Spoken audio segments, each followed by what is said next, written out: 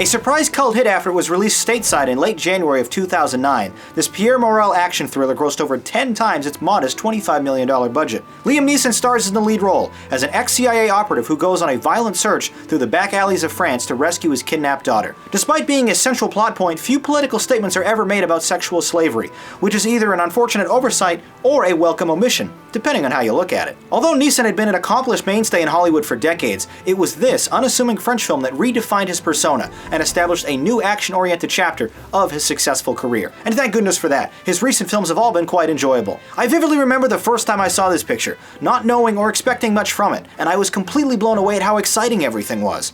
The expertly edited 95-minute experience flies by with a fury, never offering the viewer time to dwell on some of the picture's implausible developments. The intriguing premise kicks off with a now-famous abduction scene, where Neeson caps off a forceful monologue by sternly promising his daughter's kidnappers, "I will look for you, I will find you, and I will kill you." Undeterred by ethics or laws, and stopping at nothing to save his family, Neeson's careful portrayal definitely resonates. Excuse me.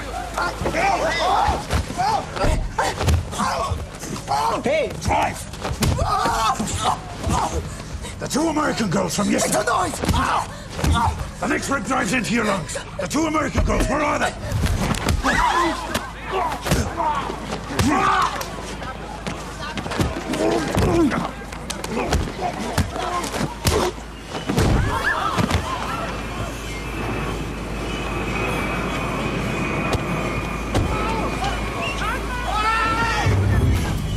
The supporting cast is largely inconsequential, but the beautiful Maggie Grace contributes a convincing performance as the frightened daughter, Famke Janssen is featured as the worried mom, and a host of other, mostly French actors play various contacts and bad guys. Tearing through the underbelly of Paris with reckless abandon, Neeson's take-no-prisoner style of justice may be morally questionable, but it is damn cathartic to watch, playing out like an unhinged Jack Bauer hell-bent on revenge. The gripping plot and presentation aside, the martial arts and fistfights in this flick are second to none, as it's undeniably enjoyable to watch criminals repeatedly get punched in the face. Although rated PG-13, this film goes for broke in a brutal final act, which is supported by a loud, intense score from Nathaniel Macaulay. The script writing and acting aren't great, and the story often seems violent for the sake of entertainment, but this is a well-directed picture with endless rewatch value. Taken, determined antihero is explosively thrilling.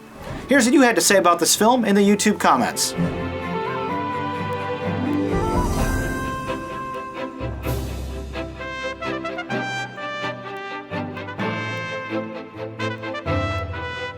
Our scores for Taken, an 8 and a 9.